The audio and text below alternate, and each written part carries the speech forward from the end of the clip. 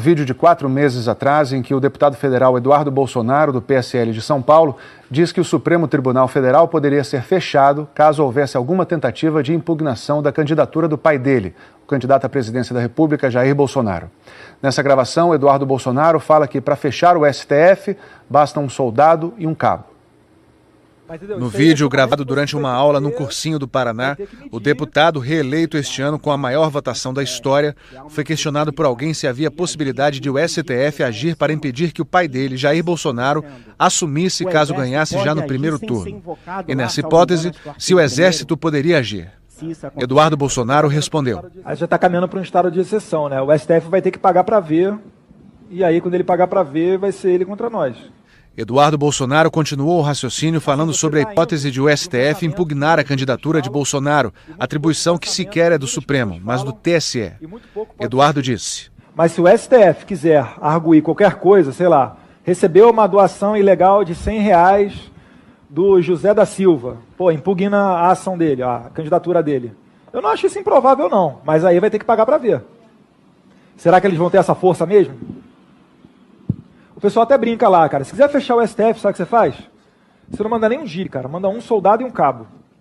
Não é querer desmerecer o soldado e o cabo, não. O deputado prosseguiu, desmerecendo o papel do STF.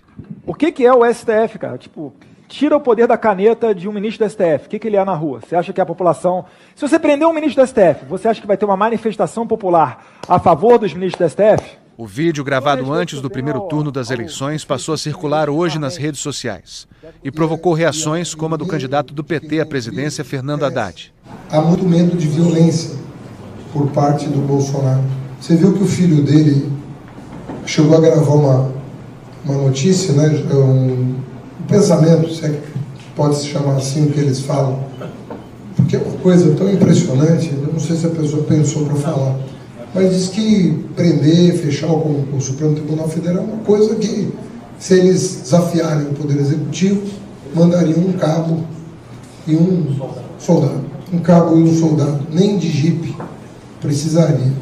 É uma pessoa que fala isso, não sei se pensa para falar, mas se nem o ministro do Supremo hoje está salvo, você imagina o policial federal que discorda. O candidato Jair Bolsonaro reagiu surpreso quando perguntado sobre o vídeo em que o filho faz as declarações sobre o Supremo.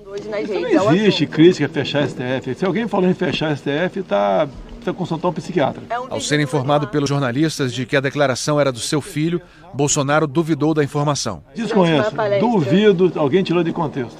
O ex-presidente Fernando Henrique Cardoso se manifestou por meio de rede social. Disse que as declarações de Eduardo Bolsonaro merecem repúdio dos democratas.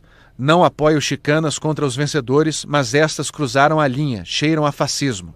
A presidente do Tribunal Superior Eleitoral, ministra Rosa Weber, em entrevista sobre fake news à tarde em Brasília, disse o seguinte sobre o episódio. Eu tive conhecimento, me foi trazido pela assessoria, o vídeo, e também me foi trazido ao conhecimento que o vídeo já foi desautorizado pelo candidato. De qualquer sorte, o que eu tenho a registrar, embora não sendo presidente do Supremo Tribunal Federal, e sim do Tribunal Superior Eleitoral, que no Brasil as instituições estão funcionando normalmente. E juiz algum no Brasil, os juízes todos no Brasil honram a toga, né, se deixa abalar por qualquer manifestação que eventualmente possa ser compreendida como de todo inadequada. Eduardo Bolsonaro se manifestou numa rede social sobre o vídeo. Ele disse que apenas respondeu a uma hipótese esdrúxula sobre a impugnação sem qualquer fundamento de Jair Bolsonaro.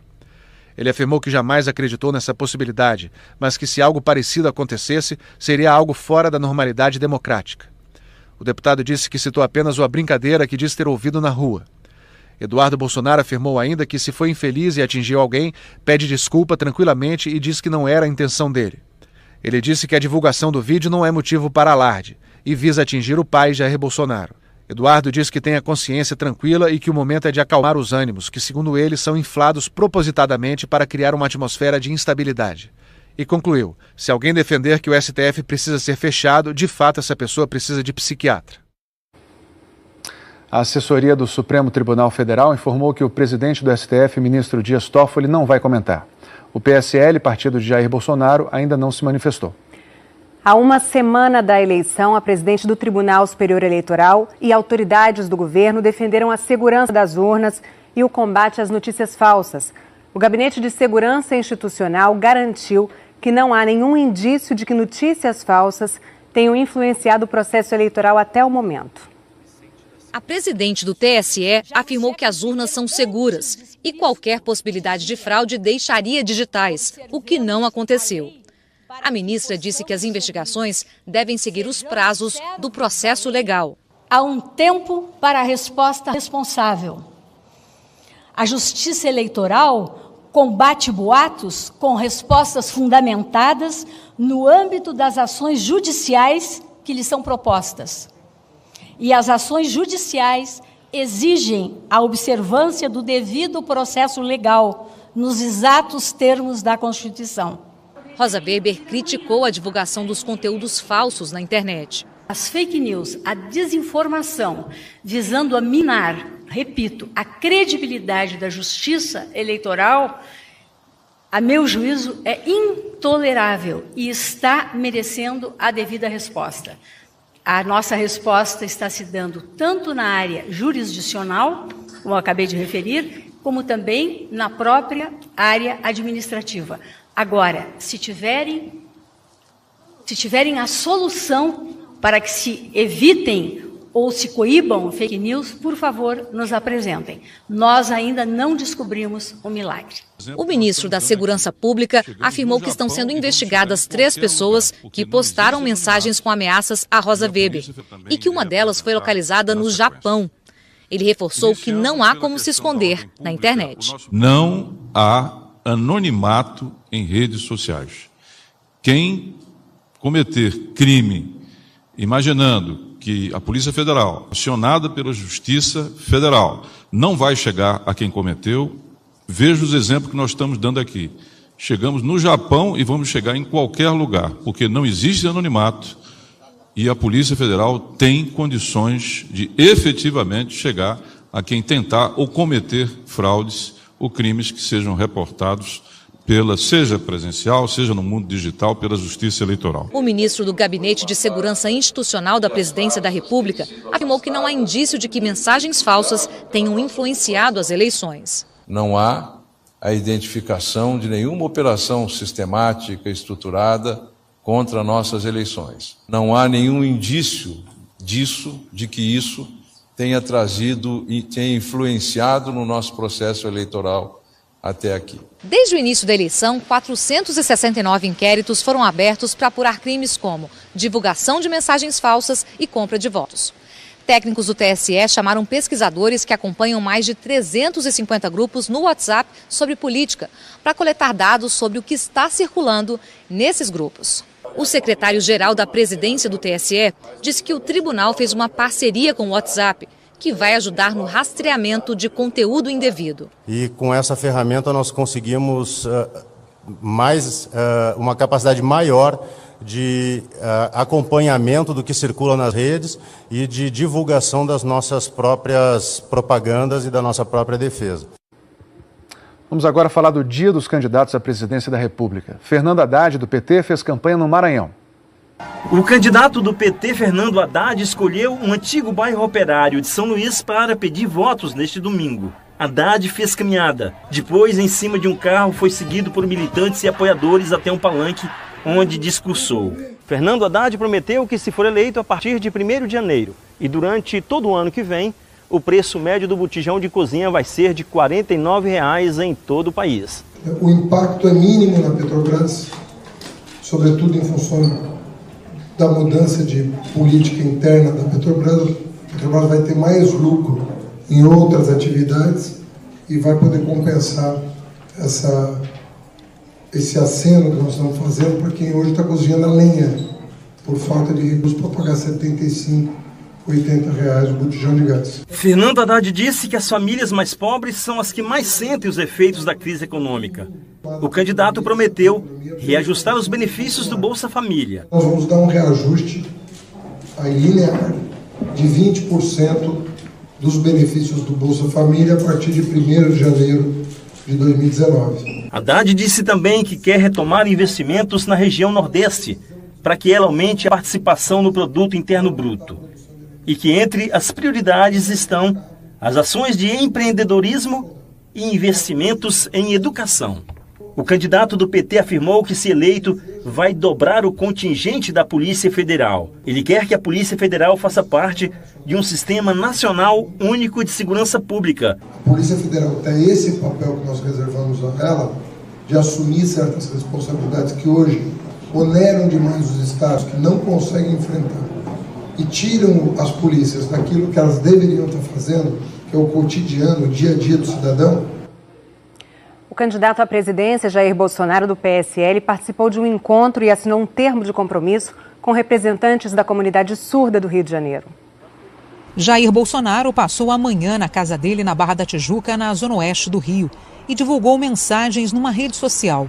Numa delas escreveu: com o nosso provável ministro da Ciência e Tecnologia, o astronauta Marcos Pontes, conversamos sobre projetos interligados com a educação, priorizando a especialização em áreas de exatas e biológica, e não somente humanas, estimulando uma nova direção desde a base do ensino. No início da tarde, ele saiu para gravar programas do horário eleitoral gratuito nesta casa no Jardim Botânico, na zona sul do Rio. Lá recebeu representantes da comunidade surda de várias regiões do país. Bolsonaro estava ao lado da mulher, Michele. Eles ouviram mensagens de apoio, inclusive de crianças, e agradeceram em Libras, a língua brasileira de sinais. Jair Bolsonaro assinou um termo de compromisso pela causa dos surdos. É motivo de satisfação e me sinto muito honrado em assinar esse termo de compromisso no momento, que é de respeitar a legislação e aperfeiçoá-las no futuro. Eu me sinto integrado a vocês e peço a Deus que nos dê inteligência, força e coragem para levar adiante as propostas de interesse da nossa população, em especial aqui da comunidade surda de todo o Brasil. Meu muito obrigado a todos vocês. No fim do encontro, o candidato do PSL deu uma rápida entrevista. Jair Bolsonaro não quis antecipar outros nomes para sua equipe de governo, caso seja eleito, e disse que vai manter a estratégia de campanha agora na reta final. Só vou falar em ministro depois das eleições, caso eu seja eleito, obviamente. Continuar fazendo o que eu fiz ao longo dos últimos 4 anos. A estratégia foi lá atrás. Ter a nossa bandeira, a verdade acima de tudo, e tratar todo mundo com respeito e consideração. Apoiadores do candidato à presidência Jair Bolsonaro, do PSL, participaram de manifestações hoje em 57 cidades. A manifestação em São Paulo foi organizada pelos movimentos Vem Pra Rua e MBL. 6 carros de som ocuparam parte da Avenida Paulista. Os apoiadores gritavam frases a favor do candidato do PSL e contra o PT. Os manifestantes também se reuniram em algumas cidades do interior do estado. No Rio de Janeiro, a concentração a favor de Jair Bolsonaro foi na praia de Copacabana. Os manifestantes assinaram os nomes numa faixa onde estava escrito "Não aceitaremos fraude". Em Belo Horizonte, os manifestantes se reuniram na Praça da Liberdade, no centro da cidade. A concentração em Brasília foi perto da Biblioteca Nacional e ocupou parte do eixo monumental. Uma carreata desceu a esplanada dos ministérios. O ato em Salvador contou com 2 trios elétricos em frente ao Farol da Barra. Uma multidão percorreu as principais ruas do centro de Belém. O grupo fez orações e cantou o hino nacional. Em Florianópolis, a manifestação foi na Avenida Beira-Mar Norte. Os apoiadores de Jair Bolsonaro vestiram camisetas amarelas e carregaram bandeiras do Brasil. É hoje.